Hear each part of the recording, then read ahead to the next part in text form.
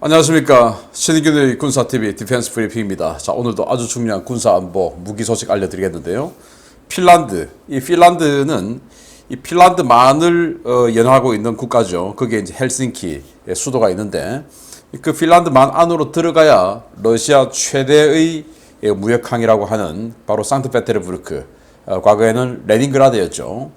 이 상트페테르부르크를 봉쇄해버리겠다.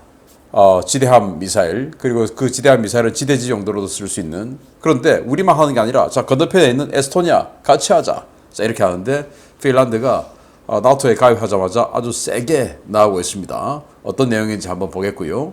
그리고 미국이 이 다영역 전투의 이 멀티 도메인 태스크 포스에 들어간 핵심 자산인 화력 부대들을 이제 세팅을 완료했는데 그 중에 중거리 타격 무기 한번 보도록 하겠습니다. 자, 신인균의 군사TV 구독, 알림, 좋아요 눌러주십시오.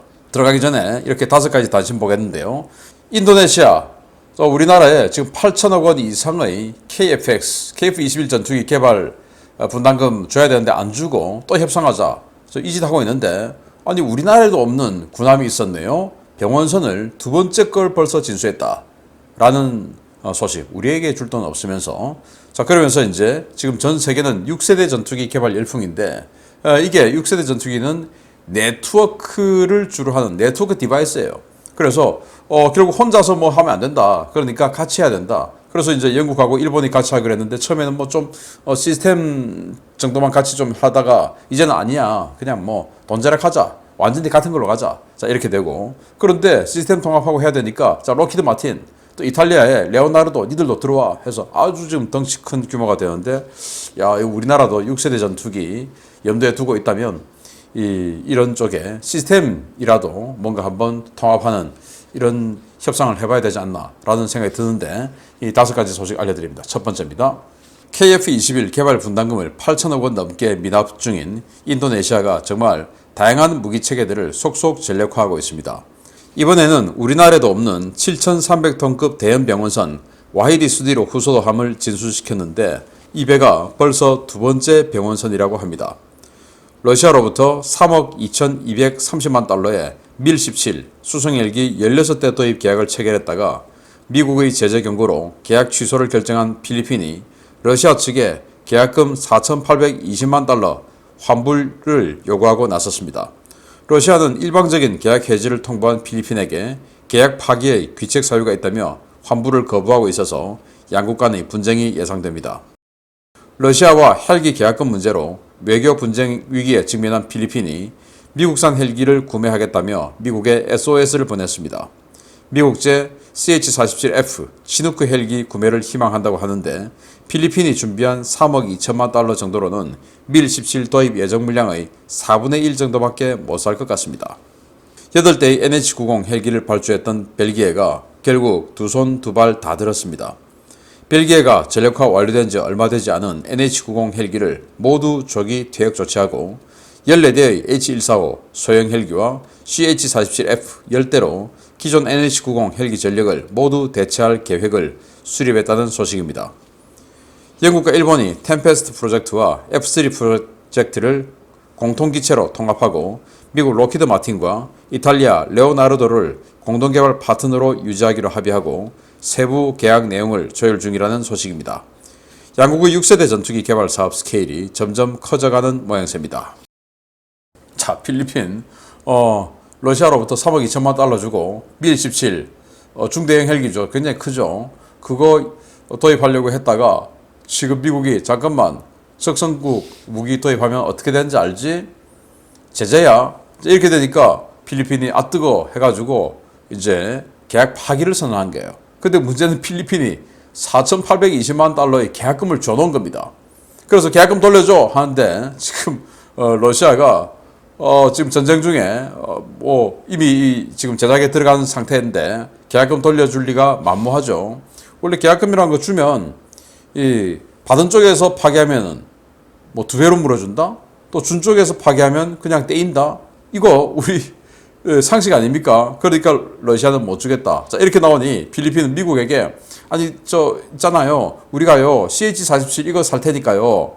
좀 돈 좀 받아주실래요? 이렇게 된 거예요. 근데 CH-47은 못 사요. 3억 2천만 달러 가지고는 이 CH-47 한 대가 우리 한국 공군과 육군이 구매한 그런 가격을 보면 대당 6천에서 8천만 달러. 그래도 우리는 이 치누크 헬기를 아주 오랫동안 운영해 왔기 때문에 제반 인프라가 다 갖춰져 있죠. 그런데 여기는 제반 인프라 없죠. 안 써봤으니까 그거 다 깔면 한 대당 한 1억 달러 줘야 돼요. 그러면 한 서너 대밖에 못 삽니다. 그런데 이걸 16대 살 수가 없죠. 그래서 괜히 지금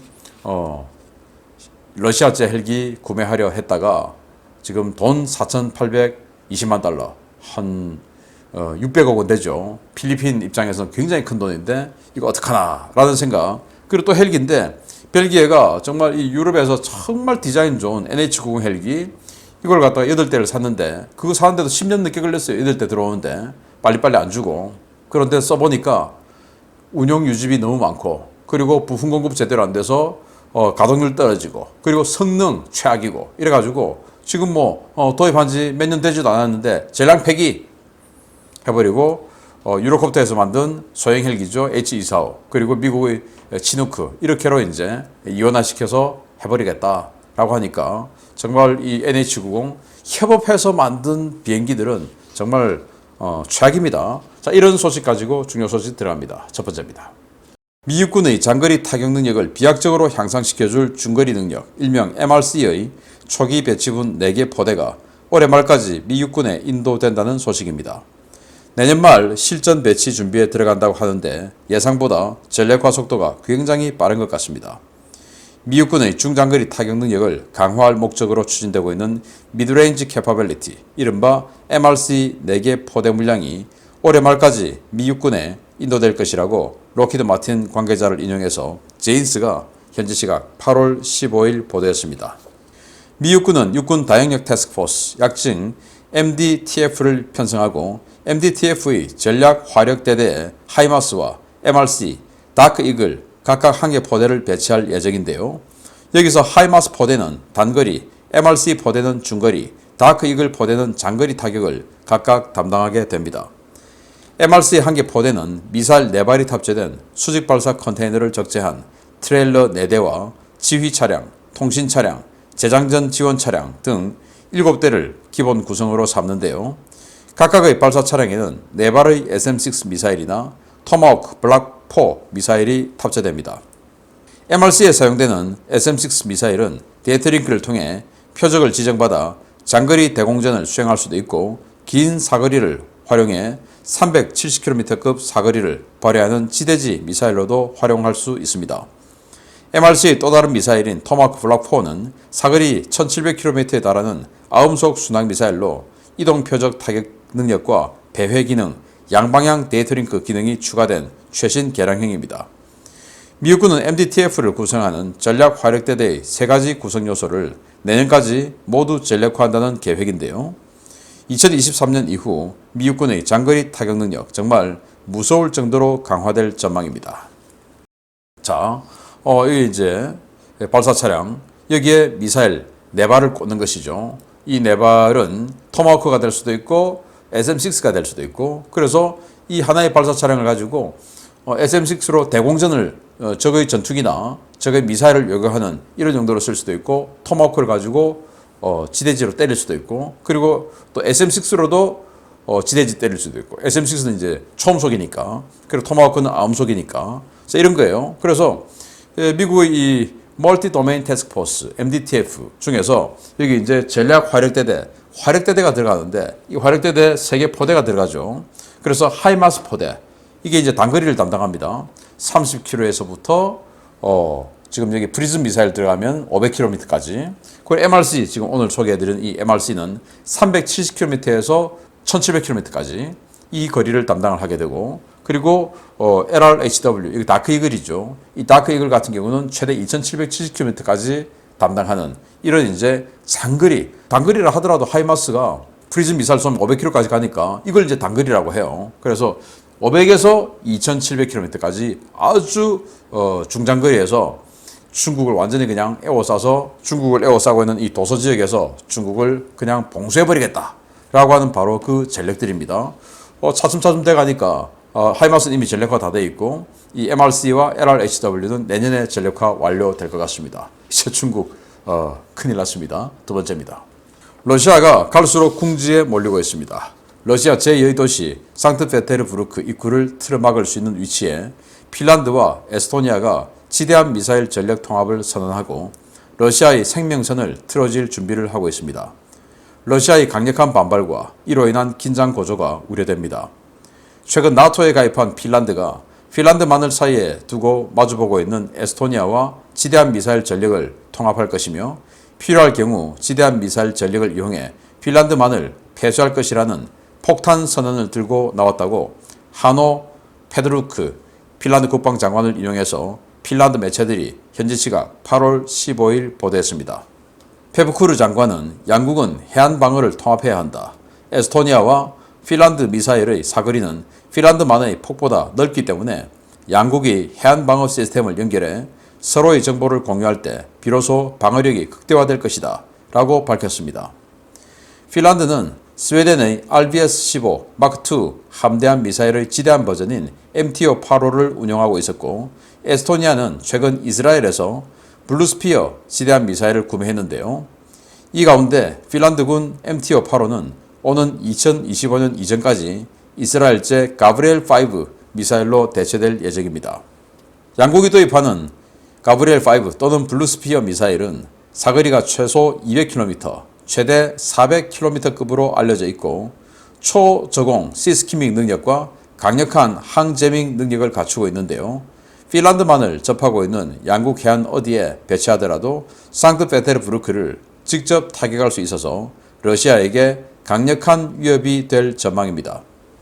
양국은 앞으로 운용할 지대한 미사일이 이름만 다른 사실상 동형의 대한미사일이라는 데 주목하고 양측의 대수상 레이더와 드론 등 감시정찰 자산을 통합해 각각의 대한미사일 포대에 실시간으로 공유할 예정인데요. 이렇게 되면 핀란드만의 두 국가가 러시아 상트페테르부르크를 겨냥해 차단선을 펴는 형국이어서 러시아의 강력한 반발이 예상됩니다. 자, 러시아가 정말 양사방으로 꽁꽁 묶여 나가고 있는데요. 바로 이 미사일이에요. 블루스피어. 그리고 이걸 이제 에스토니아가 샀습니다. 그런데 핀란드는 역시 이스라엘로부터 이제 블루스피어가 이스라엘제예요. 가브리엘 5라는 걸 계약을 했어요. 그런데 이 가브리엘 5와 이 블루스피어는 그럼 다른 거냐? 같은 거예요. 가브리엘 5는 내수용, 블루스피어는 그 내수용 가브리엘 5를 수출하는 수출용. 그러니까 똑같은 거죠. 약간 뭐 수출형이 다운그레이드 됐을 수는 있지만 그러다 보니까 하나의 통제 차량과 뭐 네트워크를 또 할 수 있겠죠. 같은 거니까. 그래서 이런 미사일인데 이게 200에서 400km를 날아가요. 그런데 핀란드만이 그렇게 넓은 그런 만이 아니죠. 그 안으로 깊숙이 들어가야 상트페테르부르크니까 니들 나오면 다 죽어. 이제 이렇게 될 수도 있는 것이죠. 이렇게 생겼습니다. 이 핀란드만을 안으로 깊숙이 들어가야 여기 안에 상트페테르부르크가 있어요. 큰일 난 거죠. 그래서 이 핀란드만 어디에 배치하더라도 200km일 경우에는 이만큼 이제 내부에 작은 원이 200km, 큰 원이 400km예요. 그러니까 양쪽에서 그냥 에스토니아와 핀란드가 핀란드만을 사이에 두고 양쪽에서 이 러시아 최대의 항구인 상트페테르부르크를 다 그냥 막아버릴 수가 있죠.